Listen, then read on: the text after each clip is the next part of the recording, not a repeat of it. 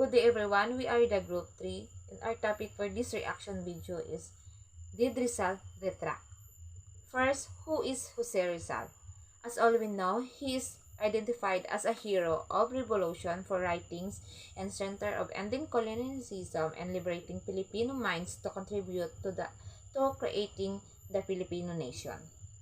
At kilala din natin ang libro na isinulat ni Jose Rizal na No Limitang Hiri at El Filibusterismo, and that's the great volume of Rizal's life work. In his essay, we find not the Catholic religion but the friars, the main agent of injustice in the Philippine society. Dr. Jose Rizal was arrested, tried, and sentenced to death by Spanish court martial after being implicated as a leader of the Philippines Revolution. The night before his death, by firing squad at the Luneta on December 30, 1896, account exists that Rizal allegedly retracted his Masonic ideas and his writings and reconverted to Catholicism following several hours of persuasion by Jesuit priests. There was a considerable doubt to his allegation by Rizal family and friends until in 1935 the supposed retraction documents with Rizal's signature was found. Then let me know what is retraction. Retraction is the act of taking back an offer of statement or admitting that the previous statement was false. It is understandable, therefore, that any piece of writing from Rizal that recant everything he wrote against the friars and the Catholic Church in the Philippines could heal heavy damage to his image as a prominent Filipino revolutionary. Such document purportedly exists alleged signed by Rizal a few hours before his execution. His document refers to as the retraction declared Rizal believes in the Catholic faith and retract everything he wrote against the Church. The following sources are the two kinds. The first four are the primary sources supporting that Rizal did retract. The last two sources, which are secondary sources, doubted the story of the retraction, which are critical analysis written by Rizal's scholar. Primary source Rizal retraction. Translated from the document found by Father Manuel Garcia on May 18, 1935. Father Vicente Balaguer's statement. Father Vicente Balaguer was one of the Jesuit priests who visited Rizal during his last hours in Fort Santiago and claimed that he managed to persuade Rizal to denounce Masonry and return to the Catholic fold. In an affidavit executed in 1917, when he had returned to Spain, Balaguer also claimed that he was the one who solemnized the marriage of Josephine Bracken and Rizal hours before the hero's execution. According to Father Balaguer, he and Father Villaclara arrived in Rizal's prison cell in the morning on December 29. He mentioned in his affidavit that their encounter with Rizal started with a discussion of some articles of Catholic faith. He explained to him that if he didn't yield his mind and his reason for the sake of faith, he would soon appear for the judgment before God.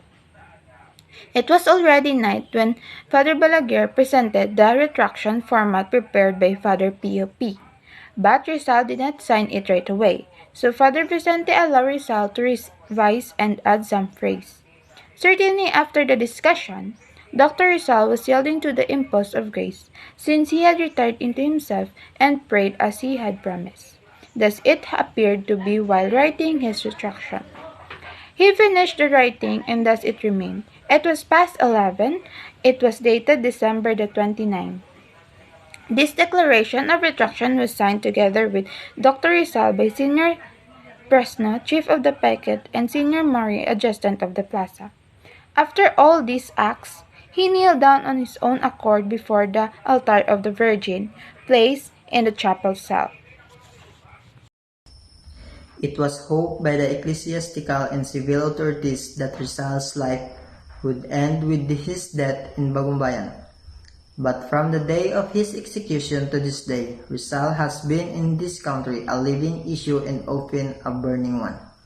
The soul of contention between Catholics and freethinkers, a bone for the tug-of-war between church and state in the control of education, and the subject of bitter debate over the authenticity or fraudulence of his supposed retraction of his words and deeds. It is sickening that so selfless and splendid a death as Rizal's was followed by so much falsehood and controversy. But this has been Rizal's peculiar fate, and perhaps finally his triumph. He was so formidable opponents had to lie about him, even when he was already dead and buried. An ecclesiastical fraud the morning after the execution of Jose Rizal. The newspaper of Manila and Madrid recorded the event and announced that on the eve of his death, Rizal retracted his religious errors, abjured freemasonry, and in the last hours of his life had married Josephine Bracken. In most newspapers, the next of a letter of retraction supposedly written by Rizal was printed in full. The government sent the announcement to Spanish consulates abroad with the request to obtain for it the widest possible publicity. Joseph vouches for Rizal retraction. It was solely one Jesuit priest, Vicente Balaguer, who laid the basis for the story that Rizal retracted his words and deeds. It was also he who made the claim that he married Jose Rizal and Josephine Bracken at 6:15 a.m. on December 30, just minutes before Rizal was executed. On the account of Father Pio P., the Jesuit superior in the Philippines during the time when Rizal was executed, has secured a retraction document from the Archbishop of Manila, Bernardino Nozaleda. According to him, the father in the chapel received a letter for them to accept and took care of Dr. Rizal, who is considered convict back. The father followed them, is written in the letter not because they are from higher office, but because they want to save the soul of Dr. Rizal, who is their most eminent and beloved pupil. Moreover, Father Pio P. has not visited nor talked to Dr. Rizal while he was staying in the chapel before accompanying him by the other fathers to the Bagumbayan. Father Pio did not know Rizal and did not come to see him when he was on their church, but he knew what was happening at the proceeding of Rizal execution through his fellow. As to the retraction document, there were two versions, in one of Father Balaguer and one of Father Pio Balaguer's version was the long one, although he claimed it that it was prepared by the Archbishop, and the short version was of Pio. They served as the basis of Rizal's own retraction. There were objections made by Rizal in the form of its composition. It regards to Rizal conversation, he had a long and very meaningful conversation with Father Balaguer. Rizal surrendered willingly and completely to his faith with the Lord in the Christian sentiment. He was able to write and sign the document, and was also signed by the witness, and lastly, he read his own retraction while kneeling in front of the neither the Archbishop nor Father P. saw the original document of retraction. What they saw is a copy done by one who could imitate Rizal's handwriting, while the original, almost eaten by termites, was kept by some friars. Both the Archbishop and Father P. acted innocently because they did not distinguish between the genuine and the imitation of Rizal's handwriting. At 7:50 yesterday morning, Jose Rizal entered that row accompanied by Consul Senior Tabe de Andrade at the Jesuit priest Villa Clara. At the urgent of the former and the moments after entering, he was served as a light of breakfast.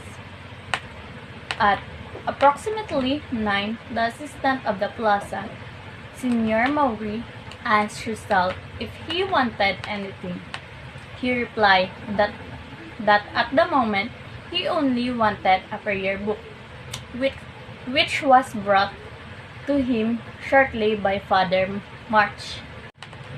Senior Andrade left that row at 10, and Rizal spoke for a long while that Jesuit Father March and Villa Clara regarding religious matter. It appears that these two presented him with a prepared reaction on his life and deeds that he refused to sign. They argue about the matters until 12:30, when Rizal ate some patch of egg and a little chicken. Afterwards, he asked to live and to write, and wrote for a long time by himself. At 5 this morning of the 30th, the lover of Rizal arrived at the prison. Dressed in mourning only, the former entered the chapel, followed by a military chaplain whose name I cannot ascertain. Donning his formal clothes and aiding by a soldier of the artillery, the nuptials of Rizal and the woman who had been his lover were performed at the point of death. Rafael Palma's critical analysis. Lawyer, writer, educator, and a politician Rafael Palma was the author of the biography De Rizal, a work on the life of the national hero which won a literary contest in 1998, sponsored by the Commonwealth government. The publication of the book, however, was postponed because of the World War II and only suspended and published by the Prentice INC in the United States. The story of Rizal's alleged retraction is found in chapter 32 and 33, with Palma's analysis in the later chapter. The retraction of Rizal was never proven with acceptable and valid evidence such that it was considered as fraudulent. It was merely Father Vicente Balaguer was told the exact copy of Rizal's retraction that he received in the evening of Rizal's execution. The Jesus Christ befriended Rizal in his exile in Dapitan. Consequently, Rizal fell in love with a woman named Josephine Bracken in the same place. In 1895, Rizal wanting for marriage with Josephine Bracken led him to write a denouncement for his sinful beliefs that was approved by the Bishop of Cebu. Perhaps at the moment, Rizal realized that what he had written on the letter was the reason why he was convinced by the friars to retract his work and writing his resistance towards the Spaniards. Dr. Jose Rizal is one of the significant people in our Philippine history that made a great contribution to our country, especially in the coming of the Philippine Revolution. However, his retraction is one of the controversial issues in our Philippine history. It is said that his alleged retraction was all about his reversion to the Catholic faith and other issues linked to it, such as his marriage to Josephine Bracken.